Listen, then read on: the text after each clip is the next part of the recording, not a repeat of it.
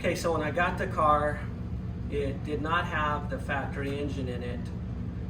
However, it did have the factory transmission, but then on top of that, whoever had it, they cut the ears off the bell housing. So I have a motor that I'm going to show you in a minute that I had custom built by Vortec Pro. And to be able to handle that motor, the torque and the horsepower, I had to have this transmission built up. So what I had done is they cut off the factory bell housing, and then they mounted this SFI approved bell housing. You can take a look in here. Just bolts up to the front pump. I had everything all built inside, all high performance to handle this engine that I'm going to buy. And then the engine builder recommended a 10-inch torque converter. So I have this custom built 10-inch torque converter that I'm going to be putting in here as part of this build.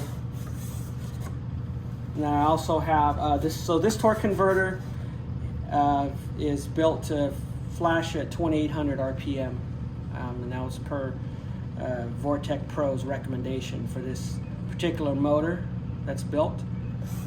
And I also, going back to the drivetrain, I had the drive line powder coated and balanced and everything, so we'll be putting this in. So everything's pretty much gonna look brand new, and so I'm gonna put the torque converter in. It's always best to put a couple of quarts of transmission fluid in before you put the torque converter on. For my application, engine builder, or I'm sorry, the transmission builder recommended Dextron 6 full synthetic for my application. They were telling me that synthetic actually runs cooler than regular oil transmission fluid. So I'm running Dextron 6 full synthetic.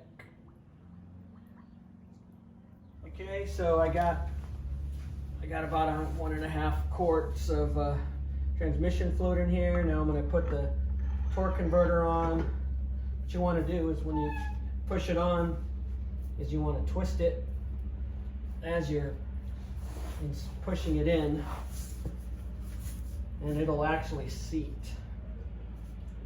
Okay, so I got it in. I actually had to lift it straight up, because when you turn this, once you're installing it, it'll drop in. So I kind of had to turn it a little bit and finagle it, pull it back out, and I finally got it to drop in. So it'll actually go in a little bit. So that's when you know that you have the torque converter in correctly.